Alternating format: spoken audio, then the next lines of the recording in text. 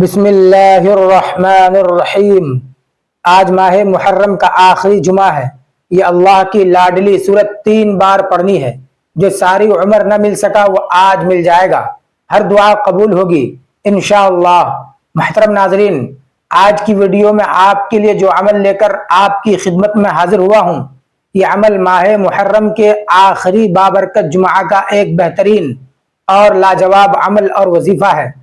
اگر کوئی شخص آج ماہ محرم کے آخری جمعہ کے دن یہ وظیفہ جو ابھی میں آپ کو بتانے جا رہا ہوں یقین کے ساتھ پڑھے تو اللہ جل جلالہ کے فضل و کرم سے اللہ پاک ان کو اتنی مال و دولت عطا فرمائیں گے کہ ان کے لیے اپنی مال و دولت کا سنبھالنا مشکل ہو جائے گا۔ کاروباری زندگی میں ترقی آئے گی اور اللہ آپ پر اپنے غیبی خزانوں کے دروازے کھول دیں گے۔ اللہ کے خزانے لامحدود ہیں۔ وہ رب جب دینے پر آ جائے تو چھت پھاڑ کے دے دیتا ہے۔ آج کے اس وظیفے سے اللہ آپ کو مالا مال کر دے گا۔ آپ کو سکون ملے گا، دولت ملے گی، اطمینان ملے گا، جو آپ چاہیں گے وہ ملے گا۔ بس آپ نے پورے یقین کے ساتھ اس وظیفے کو کرنا ہے۔ جتنا یقین کے ساتھ کر لیں گے اتنی جلد اس کے نتائج اور کرشمات آپ کے سامنے ظاہر ہو جائیں گے۔ آج کا یہ وظیفہ آپ شادی کے لیے بھی کر سکتے ہیں، رشتے کے لیے بھی کر سکتے ہیں، کاروبار میں برکت کے لیے بھی پڑھ سکتے ہیں، بے روزگاری کے خاتمے کے لیے، لاکھوں نہیں بلکہ کروڑوں کے قرض کی ادائیگی کے لیے، دشمن کے خوف سے نجات کے لیے، اور گھر، اولاد، رزق، مال و دولت میں اللہ کی خصوصی برکتیں نازل فرمانے کے لیے کر سکتے ہیں۔ اچھے سے اچھے روزگار، کاروبار، سرکاری نوکری اور اچھے گھرانوں میں رشتے پانے کے لیے آج کا یہ وظیفہ اکسیر خاص ہے۔ لہذا آج ماہ محرم کے آخری جمعہ کے دن یہ عمل کریں اور اس کی برکتیں خوب سمیٹ لیجئے۔ اس بابرکت وظیفے کو آپ نے کیسے کرنا ہے مکمل طریقہ کار بتاؤں گا۔ ویڈیو کو لائک بھی کیجیے گا اور صدقے جاریہ سمجھ کر ثواب کی نیت سے اپنے دوست احباب کے ساتھ ایک بار شیئر بھی ضرور کیجیے تاکہ دوسرے مسلمانوں کے کام آ سکے۔ معزز سامعین، یہ ماہ محرم ہے جو بہت ہی بابرکت مہینہ ہے۔ اس میں لوگ عبادات بھی کرتے ہیں اور ساتھ ساتھ اچھے اچھے وظائف بھی پڑھتے ہیں۔ حضرات علماء کرام ماہ محرم کے آخری جمعہ کو بہت ہی پاورفل اور بہت ہی خاص دن بتاتے ہیں کہ ماہ محرم کے آخری جمعہ کا دن بہت ہی بابرکت اور لاجواب دن ہے۔ لہذا اس دن اگر ہم یہ وظیفہ یقین کے ساتھ پڑھیں تو یہ عمل یقین کے ساتھ کریں، انشاءاللہ العزیز اللہ جلالہ اپنے بندے کے راستے کھول دیں گے۔ ہماری قسمت کے تارے چمک اٹھیں گے، ہمارے نصیب اور ہماری تقدیر بدل جائے گی انشاءاللہ۔ اس عمل کی برکت سے اللہ جل جلالہ آپ کے بند راستے کھول دیں گے، آپ کی قسمت کے تارے چمک اٹھیں گے اور اللہ جل جلالہ آپ کی نا امیدیوں کو امیدوں میں بدل دیں گے۔ آپ کی مایوسی ختم ہو جائے گی اور اللہ آپ کو ہر میدان میں کامیابی دلائیں گے۔ ہر مقصد میں آپ کامیاب اور کامران ہو جائیں گے۔ یہ بہت زبردست اور جلالی وظیفہ ہے۔ معزز سامعین، سب سے پہلے ان بہن بھائیوں کے لیے خصوصی دعائیں جنہوں نے کمنٹ میں لکھ کر دعاؤں کی درخواست کی ہے اور فریاد کی ہے، اے اللہ اس ماہ محرم کی برکت سے تو ان کے تمام مسائل، مشکلات، پریشانیاں اور تکلیفیں اپنی کامل قدرت سے ہمیشہ کے لیے ختم فرما۔ اے اللہ تو ان کی تمام حاجات و ضروریات اپنے غیبی خزانوں سے پوری فرما۔ اے اللہ تو ان کی اولاد، گھر، رزق اور مال و دولت میں اپنی خصوصی برکتیں نازل فرما۔ اے اللہ تمام بیماروں کو شفائے کاملہ عاجلہ نصیب فرما۔ اے اللہ جن بچوں کے رشتے نہیں ہو رہے ہیں ان کو اچھے سے اچھے گھرانوں میں نیک اور صالح رشتے جلد از جلد نصیب فرما۔ اے اللہ بے اولاد جوڑوں کو نیک اور صالح اولاد نرینہ نصیب فرما۔ اے اللہ جو قرض دار ہیں ان کو قرض کی ادائیگی کے لیے اپنے غیبی خزانوں سے امداد اور نصرت فرما۔ اے اللہ جو ساتھی پریشان ہیں، تکلیف میں مبتلا ہیں، مسائل میں پھنسے ہوئے ہیں، ان کو تمام مسائل، مشکلات اور پریشانیوں سے نجات دے۔ ان کو عافیت، راحت، سکون اور اطمینان والی زندگی نصیب فرما۔ اے اللہ ان کی من کی مرادیں اور دلی حاجات پوری فرما۔ آمین ثم آمین۔ جو ساتھی ہمارے ساتھ ان دعاؤں میں شامل ہونا چاہتے ہیں وہ کمنٹ میں ایک بار آمین ضرور لکھ لیں۔ محترم ناظرین، آج ہم آپ کو حلال دولت حاصل کرنے کے حوالے سے ایک صورت کا عمل بتانے جا رہے ہیں جس کو پڑھنے سے انشاءاللہ آپ کی دولت حاصل کرنے کی پریشانی ختم ہو جائے گی، اور اس صورت کی برکت سے آپ کو بہت زیادہ رزق ملنا شروع ہو جائے گا۔ ناظرین، ایک بات زندگی میں ہمیشہ یاد رکھیں، دعا ہمیشہ اس وقت قبول ہوتی ہے جب انسان حلال رزق کماتا ہے۔ ایک اہم بات سن لیں کہ حضرت ابراہیم بن ادہم رحمۃ اللہ علیہ بتاتے ہیں کہ میں نے بہت سے مشائخ سے پوچھا کہ میں رزق حلال کہاں سے اور کس طرح حاصل کروں، تو مشائخ نے فرمایا اگر تم رزق حلال کے طالب ہو تو شام چلے جاؤ، وہاں تمہیں رزق حلال کمانے کے بہت سے مواقع مل جائیں گے۔ لہذا میں نے ملک شام کا سفر شروع کر دیا اور اس کے ایک شہر میں پہنچ گیا۔ وہاں میں کافی دن رہا اور لوگوں سے معلوم کرتا رہا کہ میں کون سا کام کروں جس سے مجھے رزق حلال حاصل ہو جائے، لیکن کوئی بھی میری صحیح رہنمائی نہیں کر سکا تھا۔ آخر کار میں نے وہاں کے ایک شیخ کی خدمت میں اپنا مسئلہ پیش کیا تو انہوں نے فرمایا کہ اگر تم رزق حلال کے طالب ہو تو شہر طرطوس چلے جاؤ، وہاں تمہیں رزق حلال میسر ہو جائے گا۔ چنانچہ میں طرطوس شہر پہنچ گیا۔ میں وہاں رزق حلال کی تلاش میں گھومتا پھرتا رہا۔ ایک دن میں سمندر کے ساحل پر پہنچ گیا تو ایک شخص وہاں میرے پاس آیا اور کہنے لگا کہ مجھے اپنے انگور کے باغ کے لیے دیکھ بھال کرنے والے انسان کی ضرورت ہے، کیا تم اجرت پر میرے باغ کی دیکھ بھال کر سکتے ہو؟ تو میں نے کہا جی ہاں، میں تیار ہوں۔ وہ شخص مجھے اپنے باغ میں لے گیا جہاں میں نے خوب محنت اور لگن سے کام کیا۔ مجھے اس باغ میں کام کرتے ہوئے کافی دن گزر گئے۔ ایک دن باغ کا مالک اپنے چند دوستوں کے ساتھ باغ میں آیا اور مجھے کہنے لگا کہ ہمارے لیے بہترین قسم کے میٹھے انگور توڑ کر لاؤ۔ مالک کے حکم کی تعمیل کرتے ہوئے میں نے ٹوکری اٹھائی اور ایک بیل سے انگور توڑ کر ان کے سامنے رکھ دیے۔ جب باغ کے مالک نے انگور کا ایک دانہ کھایا تو وہ انگور کھٹا نکلا۔ اس نے مجھ سے کہا کہ تم پر افسوس ہے کہ تم اتنے دنوں سے اس باغ میں کام کر رہے ہو اور ابھی تک تمہیں کھٹے اور میٹھے انگوروں کی پہچان بھی نہیں ہو سکی، حالانکہ تم یہاں سے انگور خوب کھاتے ہوگے۔ ناظرین، وہ فرماتے ہیں کہ میں نے باغ کے مالک کو جواب دیا، اللہ کی قسم میں نے آج تک اس باغ سے انگور کا ایک دانہ بھی نہیں چکھا، پھر مجھے کھٹے اور میٹھے انگوروں کی پہچان کس طرح ہو سکتی ہے؟ مجھے تو آپ نے صرف اس باغ کی دیکھ بھال کے لیے رکھا تھا، لہذا میں صرف اس باغ کی دیکھ بھال کرتا رہا اور اس باغ کے انگوروں میں سے ایک انگور بھی اب تک نہیں کھایا۔ میری یہ بات سن کر باغ کا مالک اپنے دوستوں سے مخاطب ہوا کہ تمہاری کیا رائے ہے؟ تم اس انسان کے بارے میں کیا کہتے ہو؟ کیا اس سے بھی عجیب بات ہو سکتی ہے کہ ایک شخص باغ کی اتنے عرصے تک دیکھ بھال کرے اور اپنا کام اتنی ایمانداری سے کرے کہ کبھی اس نے باغ سے ایک بھی دانہ نہ کھایا ہو؟ یہ شخص تو ابراہیم بن ادہم کی طرح متقی اور ایماندار معلوم ہوتا ہے۔ تو آپ نے فرمایا کہ میں ہی ابراہیم بن ادہم ہوں۔ ناظرین، آپ کی اس ایمانداری کے بارے میں سنتے ہی سب حیران رہ گئے کہ اتنا ایماندار، متقی اور پرہیزگار انسان اس باغ میں اتنی خاموشی سے کام کر رہا ہے۔ ناظرین، رزق حلال ہو تو ایسا کہ اتنے دنوں تک باغ میں رہنے کے باوجود بھی وہاں سے مالک کی اجازت کے بغیر انگور کا ایک دانہ بھی نہیں کھایا۔ سبحان اللہ۔ اللہ پاک سے دعا ہے کہ اللہ پاک ہم سب کو رزق حلال کمانے اور رزق حلال کھانے کی توفیق عطا فرمائے۔ نبی کریم صلی اللہ علیہ وسلم نے جس طرح بہت سے ایسے اچھے اعمال ارشاد فرمائے جن پر عمل کر کے ہم کم وقت میں زیادہ نیکیاں کما سکتے ہیں، اسی طرح ایسے اعمال بھی بیان فرمائے ہیں کہ جن پر عمل کر کے ہم ثواب کمانے کے ساتھ ساتھ اپنے گھر اور رزق کو بابرکت بنا سکتے ہیں۔ اللہ رب العزت نے ارشاد فرمایا، اور اگر تم اللہ کی نعمتوں کو شمار کرنا چاہو تو انہیں پورا شمار نہ کر سکو گے، بے شک اللہ بڑا بخشنے والا نہایت مہربان۔ اللہ تبارک و تعالیٰ نے ہمیں زندگی میں لا تعداد نعمتوں سے نواز رکھا ہے۔ اگر دل میں حقیقی معنوں میں ان نعمتوں کا احساس اور قدر ہو اور دل میں ناشکری کے جذبات نہ ہوں تو انسان بخوبی اندازہ لگا سکتا ہے کہ اللہ تبارک و تعالی نے اس پر کتنا کرم اور انعام فرمایا ہے۔ اسی طرح کسی کی تنگ دستی کو فراخی میں اور کسی کی فراخی کی حالت کو تنگ دستی میں ڈھلتے ہوئے بھی ہم دیکھتے ہیں۔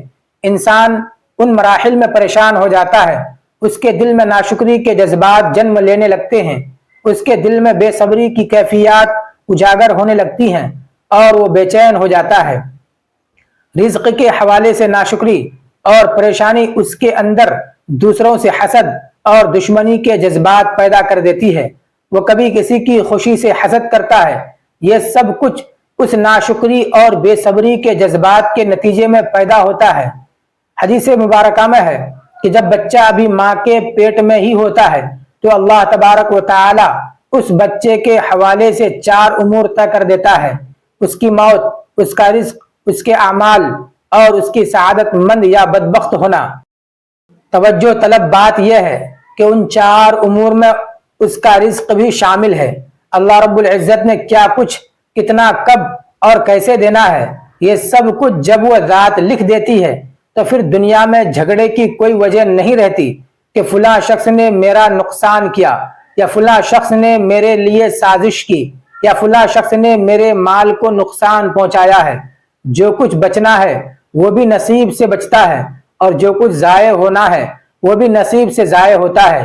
لہذا اس پر اللہ رب العزت کے حضور اپنے دل میں اطمینان رکھا کریں، لیکن تدبیر لازم ہے کیونکہ وہ حکم شرعی ہے، مگر تدبیر کے نتیجے میں پھر جو کچھ بھی رونما ہو جائے اس پر اپنے دل کو راضی کرنا ہے۔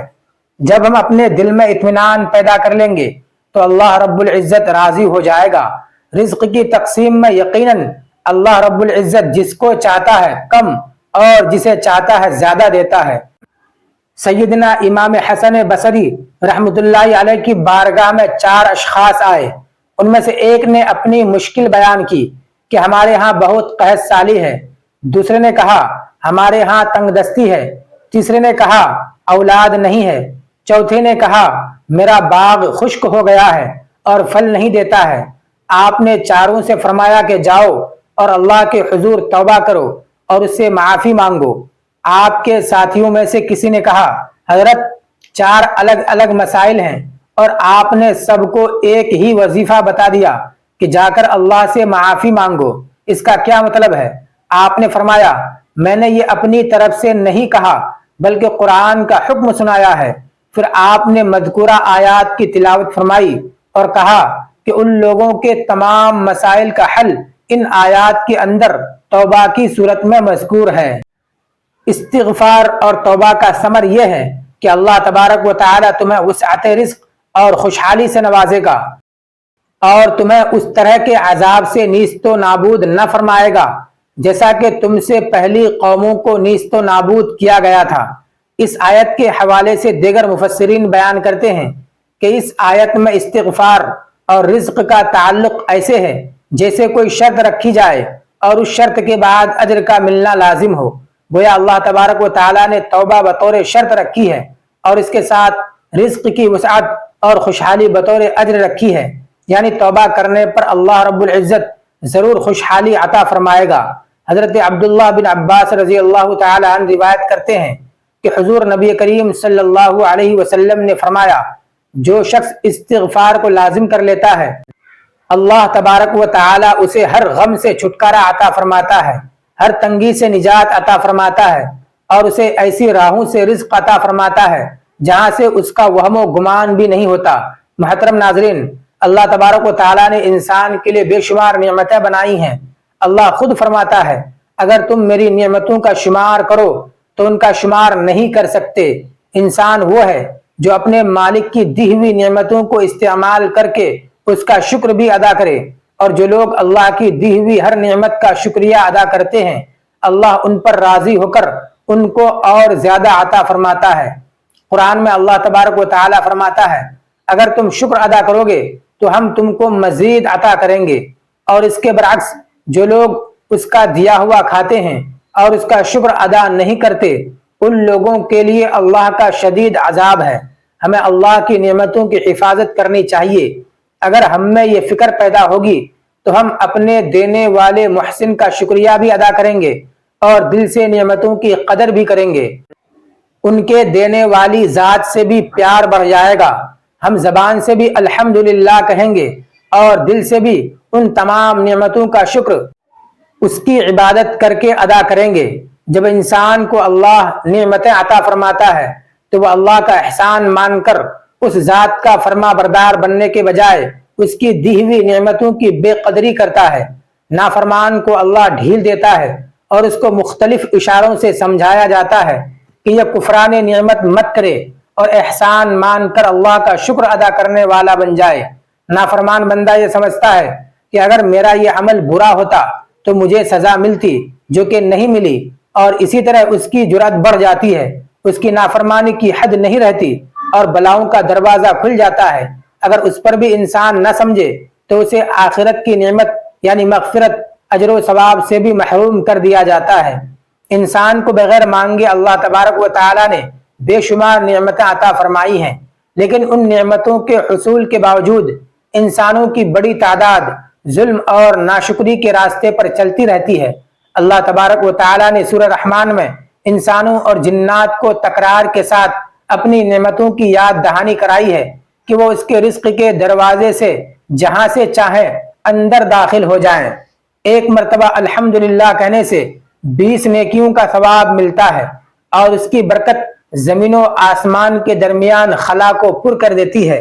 دوسری بار الحمدللہ کہنے سے انوار 7ویں طبقے آسمان سے لے کر 7ویں طبقے زمین تک بھر جاتے ہیں۔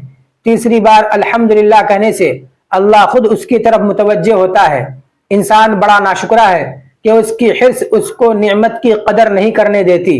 جو تقدیر میں نہیں اس کو نعمت سمجھتا ہے اور اس کے لیے تدبیریں کرتا پھرتا ہے۔ نعمتیں ملنے سے قبل اور بعد کی وہی حالت ہے جو پہلے تھی۔ اگر اللہ کو چھوڑ کر نعمتوں میں مشغول رہے اور اس کو بھول جائے تو وہ نعمت چھین لی جاتی ہے۔ اسی طرح حسد اور ناشکری بھی نعمتوں اور نیکیوں کو برباد کر دینے والی چیزیں ہیں۔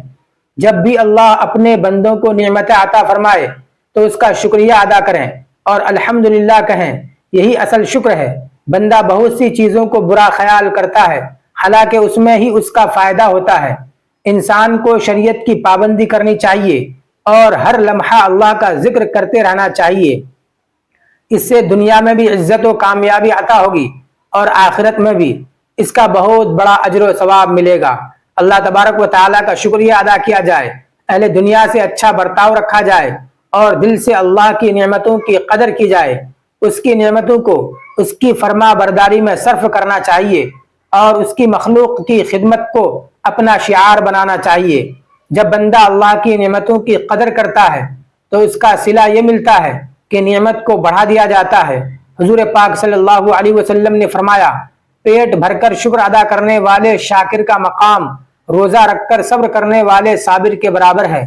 حضرت کعب رحمۃ اللہ علیہ کا قول ہے کہ اللہ دنیا میں بندے کو جو نعمت دیتا ہے اور وہ اس کا شکر گزار ہوتا ہے تو اللہ اس کا نفع دنیا اور آخرت دونوں میں دیتا ہے، اور اگر شکر گزاری نہ کرے تو دنیا میں بھی اس سے وہ نعمت چھین لی جاتی ہے اور آخرت میں اس کے لیے جہنم کا دروازہ کھول دیا جاتا ہے۔ مفسرین فرماتے ہیں کہ جو شخص نعمت کی قدر نہیں کرتا اس سے نعمت سلب کر لی جاتی ہے۔ یہ اللہ کی نعمتوں کا شکر ہی ہے جس سے انسان کے رزق، اعمال اور اولاد میں برکت پڑتی ہے اور ناشکرے کو کچھ نہیں ملتا۔ ہمارے ہاں یہ بھی تصور کیا جاتا ہے کہ جب بھی کوئی نعمت ملتی ہے تو ہم کہتے ہیں کہ یہ ہماری محنت کا ثمر ہے۔ بہت کم لوگ ایسے ہیں جو کسی نعمت کو نعمت خداوندی سمجھ کر اس کا شکر ادا کرتے ہیں۔ اگر کوئی نعمت واپس لے لی جائے تو انسان فوراً اس کی ناشکری کرتا ہے۔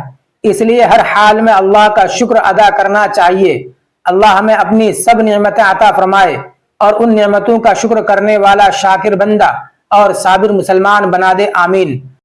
آج کے اپنے عمل کی طرف بڑھتے ہوئے آپ کو بتاتے چلیں کہ یہ سورت آپ نے ماہ محرم کے آخری جمعہ کے دن پڑھنی ہے۔ جو طریقہ ہم آپ کو بتانے جا رہے ہیں اس کے مطابق نماز ادا کرنے کے بعد آپ نے یہ سورت پڑھنی ہے۔ سورہ اخلاص اور ساتھ میں قرآن پاک کی یہ آیت پڑھنی ہے۔ یہ آیت آپ نے 70 مرتبہ پڑھنی ہے۔ انشاءاللہ رزق کی تنگی سے محفوظ رہیں گے۔ آپ صلی اللہ علیہ وسلم نے یہ دعا پڑھنے کا حکم دیا جو کہ رزق میں بہت زیادہ اضافہ کر دیتی ہے اور بہت زیادہ برکت ڈال دیتی ہے۔ ناظرین، سورہ اخلاص 3 بار پڑھنے کے بعد آپ نے 70 دفعہ یہ آیت پڑھنی ہے، اور اس آیت کے بعد ایک تسبیح استغفر اللہ استغفر اللہ استغفر اللہ کی پڑھنی ہے، تو آپ کا عمل مکمل ہو جائے گا۔ اللہ والو، یہ وظیفہ پڑھنے سے آپ کے رزق کے تمام مسائل ختم ہو جائیں گے انشاءاللہ۔ پھر آپ دیکھتے جائیں کہ آپ کے پاس کتنا مال، کتنی دولت اور کتنا رزق آنا شروع ہو جائے گا، اور اتنی دولت آپ کے پاس اکٹھی ہونا شروع ہو جائے گی کہ آپ کو یقین ہی نہیں آئے گا کہ صرف اس صورت کی برکت سے اللہ پاک آپ کو اتنی دولت سے نوازے گا۔ اللہ پاک ہم سب کی مشکلات کو دور فرمائے، آمین یا رب العالمین۔